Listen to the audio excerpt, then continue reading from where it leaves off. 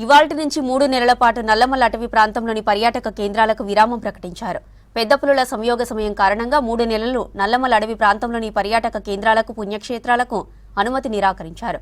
జాతీయ పెద్ద పులుల సాధికార సంస్థ ఆదేశాలతో అటవీ శాఖ ఆధ్వర్యంలో నిర్వహిస్తున్న ఎకో టూరిజం, జంగిల్ సఫారీల పర్యటనకు బ్రేక్ పడింది. ఆత్మకూరు, మార్కాపురం అడవి డివిజన్ పరిధిలోని బైర్లూటి, పచ్చర్ల, తుమ్మలబయలు, ఇష్టకామేశ్వరి ప్రాంతాల్లో పర్యాటకులను అనుమతించారు. ఈ ఆంక్షలు జూలై 1 నుంచి సెప్టెంబర్ 31 వరకు అమల్లో ఉండనున్నాయి.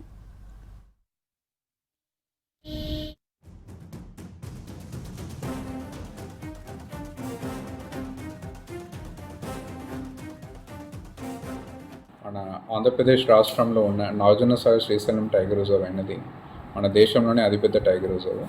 దీంట్లో ఏంటంటే చాలా అరుదైన జంతువులు ఇక్కడ ఉండడం జరుగుతుంది. పెద్ద పులి కావచ్చు, చిరుతపులి, దుప్పులు, కణుతులు, వనబోతులు. అలాగే మనకి national tiger conservation authority New Delhi నుంచి ఏంటంటే మనకి మామూలుగా మాన్సూన్ పీరియడ్లో జూలై నుంచి సెప్టెంబర్ వరకు యాక్చువల్లీ అంటే 3 నెలల కోర్ ఏరియాలో activities, eco tourism related activities కూడా అంటే సస్పెండ్ చేయాలి. అలాగే మనకి మామూలుగా ఆల్రెడీ గైడ్లైన్స్ ఉండడం జరుగుతుంది.